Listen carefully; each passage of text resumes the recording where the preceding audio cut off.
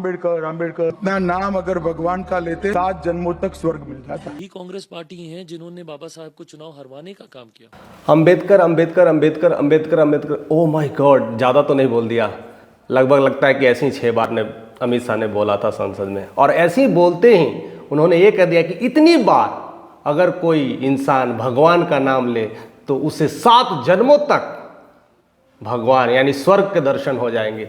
ऐसी ही बातों को लेकर के पूरी तरह से विपक्ष में एकदम सनसनीखेज मच गया है और आग लग गई है। हर तरफ देख कर करके उनको गृह मंत्री से निकालने के लिए, इस्तीफा देने के लिए बात की जा रही है। बाबा साहब का अपमान किया और हर जगह जो बात चल रही है कि अंबेडकर को ऐसे बोला क्यों।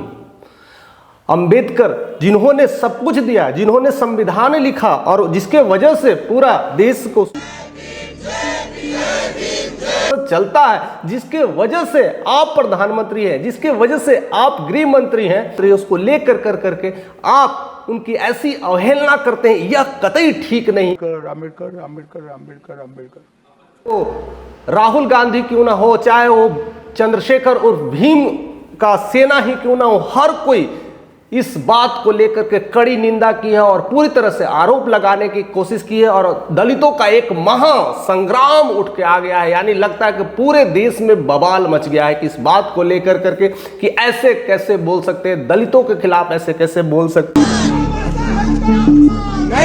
इसको क्या नहीं दिया, अंबेडकर की वजह से ही आज सब कुछ अच्छा होने की बात की जा रही है। पार्टियों का जय भीम सिर्फ दिखावा है, चुनावी दिखावा। सिद्धांत के वजह से ही लाखों दलित आज स्वर्ग का कहते ना रास्ता को अपना रहे हैं, क्योंकि उनके सिद्धांत ही ऐसे थे, उनकी विचारधारा ऐसी थी, उनके जो कंट्रीब्यूशन था देश के प्रति, उन्होंने जो देश को दिया वो शायद कोई दे सकता है। उन्होंने दिया शिक्षा, एक ऐसा हथियार दिया, एक ऐसा कंट्रीब्यूशन दिया। वो कहते हैं शिक्षा के लेकर के वो बार बार यही कहते हैं, शिक्षा शेरनी का वो दूध है जो पिएगा वो दहाड़ेगा। और जिसके कारण दलित हो या महादलित हो, वही शिक्षा का हथियार बना करके आज स्वर्ग का अनुभव भी करते हैं और वही सारे प्राप्ति करते हैं। ऐसे तो भगवान किसी ने देखा है या नहीं देखा है, वो तो खैर वो अलग कहानी है, वो स्पिरिचुअल में जाएंगे, वो चीज़ों को समझेंगे और क्या है कि नहीं है कि भगवान का नाम लेने से भगवान मिल जाते हैं कि नहीं। लेकिन अंबेडकर का नाम लेने से भी मैं नहीं कहूँगा कि भगवान मिल जाते हैं, लेकिन अंबेडकर के सिद्धांतों को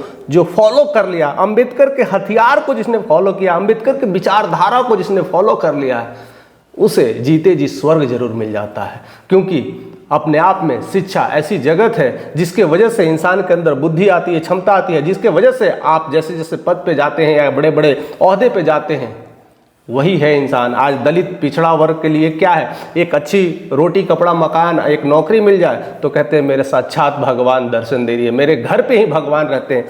और लेकिन जिस तरह से संसद में इस तरह की बातों को रखना, अंबेडकर अंबेडकर अंबेडकर के नाम पर बोलना और कहते कि ऐसे रट्टा लगाओगे तो स्वर्ग नहीं मिलेगा, लेकिन ऐसे भगवान का रट्टा लगा लोगे तो स्वर्ग मिलेगा। इस बात को लेकर के, अमित शाह के इस बयान को लेकर के पूरी तरह से पूरे भारत में इसकी कड़ी निंदा की जा रही है। लेकिन बाबा साहब का अपमान नहीं सहेगा हिंदुस्तान।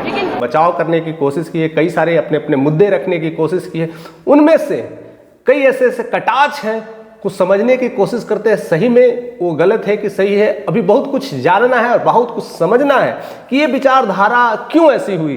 क्या ये बीजेपी की तरफ से ही एजेंडा था? अम्बेडकर अम्बेडकर अम्बेडकर अम्बेडकर क्या बीजेपी नहीं इसके खिलाफ रहते हैं? क्या अंबेडकर इसके खिलाफ है? क्या अंबेडकर की विचारधारा कांग्रेस से नहीं मिलती है कि बीजेपी से नहीं मिलती है? या अपर कास्ट को लेकर के लड़ाइयाँ हैं कि लोअर कास्ट को लेकर के बड़ा लड़ाइयाँ हैं? इसको लेकर करके पासवानों में भी एक बहुत संग्राम छिड़ गया है। उसकी बात को लेकर के अगर चिराग पासवान की बात करें, अमित शाह जी ने विपक्ष को आईना दिखाने का काम किया। दलितों के कहते ना धुएंधार नेता है, दोनों दलितों के लिए बहुत कुछ काम कर रहे हैं, अपने आप को रिप्रेजेंट कर रहे हैं। उसमें चिराग पासवान ने बहुत अच्छे तरीके से समझाने की कोशिश की है, शायद अमित शाह को बचाने के भी। आज जब मेरे प्रधानमंत्री ने उनके 5 स्थान को तीर्थ स्थल के तौर पर विकसित करने का काम कि कांग्रेस भीमराव अंबेडकर के लेकर के क्या किया है, केवल नाम को लेकर करके कहीं देखा जाए तो जब देश आज़ाद हुआ था उसको लेकर के कई बार उनकी चर्चा नहीं की थी, उनको हराने का काम किया गया था। साथ में संसद में उनकी कोई तस्वीर नहीं है। वही दल है, ये वही पार्टी है जिन्होंने बाबा साहेब के जीते जी को अपमानित करने का काम किया। उस संविधान में वजह से जो सारे प्रारूप तैयार हो रहे हैं, उनको संसद में एक भी तस्वीर नहीं है। भारत रत्न के लेकर के भी कोई मांग नहीं की गई थी, उनके नाम पर भी एक छुट्टियां नहीं मिल रही थी। तो कैसा सम्मान, बस ये केवल अपना ढिंढोरा पीटते रहते हैं कि अब कोई मुद्दा नहीं बचा है तो चलो यही मुद्दा बचा है, अम्बेडकर के नाम को लेकर के मुद्दा उठा रहे हैं और बातें कर रहे हैं। ऐसे ऐसे सारे प्रारूप लगाए, ऐसे ऐसे कड़े कड़े आरोप लगाए हैं और सिर्फ कहते हैं कि ये प्रतिस्पर्धा है। प्रतिस्पर्धा में वो भी अपने आप को जताना चाहते हैं कांग्रेसियों कि मैं भी अंबेडकर के साथ हूं। अगर अंबेडकर के साथ होते तो उस समय कहाँ था जब संसद में उनकी तस्वीर लगाने की बात की गई थी? उस समय आप कहाँ थे जब उनके लिए वोट बैंकिंग की बात थी, उनके लिए पॉलिटिक्स की बात थी? उस समय कहाँ थे जब वो जाति प्रथा के लिए, उन्मूलन के लिए अपनी बातें को रखे थे कि उस कैसे इतिहास की किताबों में से उनका नाम हट जाए। और आज ये लोग बाबा साहब के सम्मान को लेकर चिंता प्रकट कर रहे हैं, को लेकर के उनको कटाच किए हैं और साथ साथ ये भी कहते हैं कि जिस तरह से बीजेपी का एजेंडा रहा है, जिस तरह से बीजेपी हर एक जगह को चिन्हित कर रहे हैं, चाहे उनके जन्म स्थान मऊ को लेकर के चिन्हित करते हैं, चाहे वो नागपुर की बात हो जहां पर उनको शिक्षा भूमि मिली, या फिर लंदन से शिक्षा मिली, या नागपुर से दीक्षा मिली, या बॉम्बे से उनके चित्त भूमि, हर जगह को उनको बता करके उनको एक तरह तमाम स्थानों को चिन्हित कर उनको विकसित करने का काम किया। कोशिश की जा रही है। इसको लेकर के भी कई लोग घेराबंदी कर रहे हैं, लेकिन असली मुद्दा तो ये है, बस उनका काम है विरोध प्रकट करना, अपनाना और बाबा साहेब के नाम को लेकर करके इनको केवल अपना नाम जोड़ने की कोशिश की जा रही है कि मैं भी उनके साथ हूं, मैं भी उनके साथ हूं, लेकिन वह और उनके लिए ही ये सारी बातें हो रही है। लेकिन रियलिटी में कुछ और बात है कि बयान किस तरह के दिए जाते हैं, आपके बयान, आपके तेवर कैसे हैं, वही दिखाई देता है। असली में इंसान होता क्या है, हम जो बोलते हैं, जो हमारा प्रारूप दिखता है वही में होता है। लेकिन कई बार एक दूसरे को विपक्ष में कई सारी बातें होती है। शायद ऐसा भी हो सकता है कि जिस तरह से अमित शाह ने जो अम्बेडकर उनको दिया है, जो कांग्रेस कार्यकर्ता हो, खास करके वो अभी जो जिस नाम के लिए बार बार ढिंढोरा पीट रहे हैं और बार बार मुद्दों को उठा रहे हैं, शायद ये भी बातें हो सकती है। लेकिन कई लोग इसको पूरी तरह से पूरे देश का मुद्दा बना दिए हैं कि यह कैसे बोल सकते हैं, बाबा साहेब को ऐसे कैसे बोल सकते हैं, और पूरी तरह से इसको लेकर के विवादास्पद बयान दे रहे हैं। तो ऐसी कई सारी बातें हैं जो हमें समझना पड़ेगा। अम्बेडकर को समझना मीन्स एक छोटे बच्चों का काम नहीं है। अम्बेडकर अपने आप में एक ऐसी शक्ति है, अपने आप में एक ऐसा सोच है जिसको सही से अपना ले तो बहुत कुछ तस्वीरें बदल सकती है। हालांकि ऐसा नहीं है कि कांग्रेस ने उनको अच्छा योगदान नहीं दिया, मौका नहीं दिया, नेहरू ने उनको मौका नहीं दिया। नेहरू के साथ जब मंत्रिमंडल का गठन हुआ था तो कानून मंत्री उन्हें ही बनाया गया था, लेबर मिनिस्टर उन्हें ही बनाया गया था। लेकिन वह कांग्रेस से छोड़ने का सिर्फ एक ही वजह है कि उन्होंने 1952 में एक मुद्दा उठाया था, हिंदू कोड बिल को लेकर के मुद्दा उठाया था। उसमें कई सारे जो लड़कियों को जो सम्मान मिलना चाहिए थे, औरतों और महिलाओं को जो सम्मान मिलना चाहिए थे, जो पुरुष और स्त्रियों को एक समान जो दर्जा मिलना चाहिए था, वह उस समय उठाए थे। 1952 की बात है। अगर उस समय वो मुद्दा या बिल पास कर देते नेहरू तो आज भारत की तस्वीर कुछ और होती। उस समय वो जातिवाद के मामलों में मुद्दा उठाए थे, बिल पास करने की घोषणा किए थे, लेकिन तब से लेकर के वो चीज़ें नहीं हुई। और इसी वजह से अम्बेडकर के विचारधारा को लोग आज सलाम करते हैं, क्योंकि उस समय अगर चीज़ें बदल जाती, उस समय बिल पास हो जाता, इक्वलिटी की बात होती, तो आज भारत का दौर कुछ होता, भारत कुछ और होता। ऐसी सोच को उन्हें सलाम किया जाता है, ऐसी सोच की वजह से उन्हें नाम और उन्हें याद किया जाता है। और सबसे बड़ी बात है, भारत के संविधान लिखने वाले भीमराव अम्बेडकर हैं, जिनकी विचारधारा से पूरा देश चलता है, इसलिए उन्हें सलाम किया जाता है। लेकिन देखा जाए तो उसके वजह से जब बिल पास नहीं हुआ तो उन्होंने उनका साथ छोड़ दिया था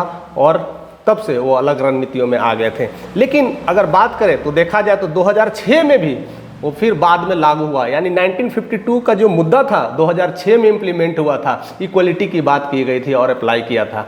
देखो कितने दशक बीत गए, अगर वो बातें, वो विचारधारा अगर लग जाते तो कुछ अलग होता, नज़ारा कुछ अलग होता। आज भी बहुत सारे ऐसे ऐसे विचारधारा के प्रति जातिवाद झगड़ों की लड़ाई होते हैं। अगर जातिवाद की बात करें तो 1936 में भीमराव अम्बेडकर ने एक किताब लिखा था जिसका था जाति प्रथा का उन्मूलन। उसमें सबसे बड़ी बात उन्होंने जातियों को लेकर के कर दी थी। कह रहे थे कि भारत का अगर विकास करना है तो ये जाति प्रथा से ऊपर उठना पड़ेगा, और जातियों से जिस तरह से जकड़ रही है उसमें भारत टूटता जा रहा है। उनकी किताब में पूरी तरह से क्लैरिटी को रखा गया था, लेकिन वो भी किताब कहीं ना कहीं दब के रह गई, पता भी नहीं चला ऐसा किताब है कि नहीं, पढ़े भी होगे कि नहीं होगे। अगर नहीं पढ़े तो एक बार आप जरूर पढ़ना, वो क्या बातें करना चाहते हैं, जाति प्रथा को लेकर के क्या बात करते हैं। आज वही बिहार में जो लड़ाई चल रही है, 2025 विधानसभा का इलेक्शंस ले जा रहा है, उसके सारे जो मुद्दे हैं जाति प्रथा पे ही हो रही है। और चिराग पासवान कहते हैं कि बिहार फर्स्ट, बिहारी फर्स्ट की बात करते हैं, तो उसमें भी जाति जनगणना से ऊपर उठ के बात करने की कोशिश करते हैं कि हम जातियों को लेकर के लड़ाई नहीं करना चाहते, क्योंकि जाति से कुछ भी नहीं हुआ है, देश का कुछ भी भला नहीं हो सकता। इसलिए एक समूह की बात करते हैं, एक गढ़ की बात करते हैं और एक समाज की बात करते हैं। और ये बातें 1936 में भीमराव अंबेडकर ने ही छेड़ी थी, लेकिन आज तक उसके नाम पर, केवल जाति के नाम पर लोग लड़ा रहे हैं और उसके नाम पर वोट बैंकिंग हो रही है। ऐसी थी उनकी विचारधारा। अगर उनके विचारधारा को सही में उतार दिया जाए, अगर सही से ठीक कर दिया जाए, तो भारत का प्रारूप ही अलग हो जाएगा। लेकिन इस तरह के बयानबाजी चल रहा है, एक दूसरे को बचाने की कोशिश की जा रही है, और यही है पॉलिटिक्स। इस पॉलिटिक्स को समझना है कि क्यों हो रही है, क्या हो रही है। लेकिन मैं यही कहूँगा कि हर युवा को अंबेडकर की किताबें वो पढ़नी चाहिए, संविधान पढ़ना चाहिए, जानना चाहिए, इसके प्रारूप जानना चाहिए। मैं ना नेहरू के खिलाफ हूँ, ना उनके विचारधारा के खिलाफ हूँ, ना मैं बीजेपी के विचारधारा के खिलाफ हूँ। बस मुझे उस लोगों के खिलाफ वो आवाज़ें उठाती हैं ना, जो कहते हैं कि उनके जो सोच को बदल के कुछ और मुद्दा लेके चले जाते हैं, उसके खिलाफ हूँ। कि वो कुछ चंद लोग होते हैं, वो चाहे बीजेपी के हो सकते हैं या फिर कांग्रेस के हो सकते हैं या और कोई निर्दलीय पार्टी होते हैं, उस मुद्दे को ही हटा करके कुछ और मुद्दा ले आते हैं। अब लड़ाई सिर्फ इस बात की हो रही है कि अमित शाह को इस्तीफा देना चाहिए, अमित बाबा साहब का अपमान किया। अब मुद्दा ही गायब कर दिया जा रहा है कि उन्होंने जो मुद्दा उठाया था उस मुद्दे को कोई बात ही नहीं कर रहा है। जो 1952 में उठाया था कि हिंदू लेबर बिल को एक्टिवेट किया जाए, इक्वलिटी की भावना लाया जाए, अगर उनको 1936 में जो किताबें लिखी थी जाति प्रथा से ऊपर उठना है, इसको लेकर के कहीं लड़ाई नहीं होती है। केवल भीमराव अम्बेडकर को लेकर के लड़ाई चल रही है, बस और इसी को लेकर के टिप्पणी चल रही है। और इसी को बात को लेकर के कहीं ना कहीं अमित शाह ने भी ये बातें कर दी थी। अम्बेडकर अम्बेडकर अम्बेडकर अम्बेडकर कर करके उन्होंने बातें कर दी कि अम्बेडकर अम्बेडकर अम्बेडकर अम्बेडकर 7 जन्मों तक आपको स्वर्ग मिलेंगे। तो यही लड़ाइयाँ को लेकर के अब किस तेवर से बोले जा रहे हैं, और पूरी तरह से इसको लेकर के मिर्च मसाला लेकर करके पूरे देश में एक जन आंदोलन सा छिड़ गया है। अब इसमें हमें सोचना है, कुछ पढ़े लिखे लोग ही हैं जो इस बात को समझ सकते हैं कि इस जन आंदोलन से नुकसान किसका है, इस जन आंदोलन से हानि किसको होनी है, क्या इसको लेकर के जो राजनीति की जा रही है यह कितना सही है और कितना गलत है, यह काफ़ी इंपॉर्टेंट है।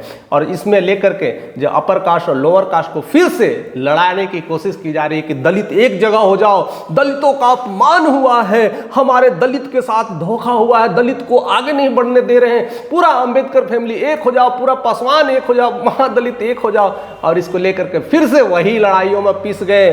जो देश आजाद हुआ था उस समय जाति जनगणना से लेकर के अभी तक जो जातियों की लड़ाई चल रही है उसको लेकर के फिर से आप वही कर रहे हैं। आप भी अंबेडकर के दोषी हैं, आप भी अंबेडकर के खिलाफ बातें कर रहे हैं, चाहे वो आप पक्ष में करें विपक्ष में करें। अगर करना ही है तो इक्वलिटी की भावना लाएं, करना है तो जाति समीकरण से ऊपर की बात करें और उनके मुद्दों को बताएं, उनके मुद्दों को दिखाएं कि जिस तरह से उन्होंने देश को दिया है, जिस तरह से उन्होंने हर समाज के तबके के लोगों को इक्वलिटी की भावना से देखने की कोशिश की है, आज उस पर कोई बात नहीं की जा रही है। बस उस मुद्दा को लेकर के सरकार को घेरने की कोशिश की जा रही है। और अमित शाह जी के लिए बाबा साहब अम्बेडकर कोई बहुत मायने ना रखते हो।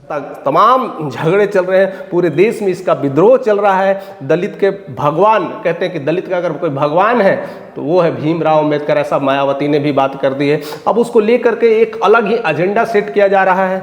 विपक्ष में विरोध है, चाहे राहुल हो, तेजस्वी हो और भी सपा के पार्टी हो, सब कुछ एक दलित के भगवान के रूप में उनको रिप्रेजेंट किया जा रहा है। मेरे भगवान को गाली दिया गया है और ऐसे गाली देने वाले को भारत में कोई जगह नहीं है। ऐसे लोगों को अगर गृह मंत्री बना दिया जाए तो वो देश को बेच देगा। ऐसे लेकर के बहुत सारी झगड़े होंगे, तमाम बातें होंगे, लेकिन असली मुद्दे की बात किया जाए, असली मुद्दों को उस पर प्रारूप को रखा जाए और वही सबसे ज़्यादा सही होगा और वही हमारे देश के लिए भी हितकर होगा। इसके लिए जो लड़ाई तू मैं हो रही है उसको काफ़ी बंद कर करके एक नई सोच लाना होगा। और अंबेडकर को तो हमेशा से सम्मान मिलता आया है, सम्मान भी मिलते रहेगा। कुछ चीज़ें हैं, प्रारूप है, वो अंबेडकर के लिए नहीं होती है। अंबेडकर के लेकर के जो मुद्दे बनाए जाते हैं उस मुद्दों पे लेकर के लड़ाई होती है। लेकिन अंबेडकर ने जो मुद्दा दिया था, जो हथियार दिया था, उस हथियार को फैलाए, वो कोई और हथियार नहीं है, वो शिक्षा है। शिक्षा में इम्प्रूव लाए, शिक्षा को कंट्रीब्यूट करें और इक्वलिटी की बात करें, तो ऐसे में देश बच जाएगा। आपस में कटाच करते रहने से कुछ भी नहीं बचेगा, एक दूसरे से लड़ते जाएंगे, ऐसे ही देश कमज़ोर होते जा रहा है। और उसको लेकर करके काफ़ी कुछ कहते हैं ना, इलेक्शन को लेकर के मुद्दे उठा रहे हैं, बिहार विधानसभा भी होने वाला है, उसको लेकर के मुद्दे उठाएंगे, आपस में फिर पासवान को लड़ा देंगे। एक तरह से चिराग पासवान, एक तरह से भीम, दोनों आपस में लड़ जाएंगे। ऐसे कई सारे मुद्दे होंगे और आपस में मांझी लड़ जाएंगे, कई सारे बात, क्योंकि एक एनडीए में है तो एक कांग्रेस में। ऐसे लेकर करके काफ़ी कुछ सर्द गर्मी का माहौल होगा। लेकिन इससे हमें उठना है और अच्छे चीज़ों को समझना है कि हमें अब क्या चाहिए। और मुझे लगता है कि सिर्फ बिहार के नहीं, अब देश के लोग भी जागरूक हो रहे हैं। तो अपने इस कमेंट के माध्यम से हमें बताइएगा कि आपको क्या क्या करना चाहिए, इस मुद्दे को लेकर के आपके मन में क्या विचारधारा है। ज़रूर आप अपने कमेंट जारी रखें, मैं सारे कमेंट का तहे दिल से स्वागत करूंगा। अगर चैनल पर नए हैं तो जरूर से जरूर सब्सक्राइब करें।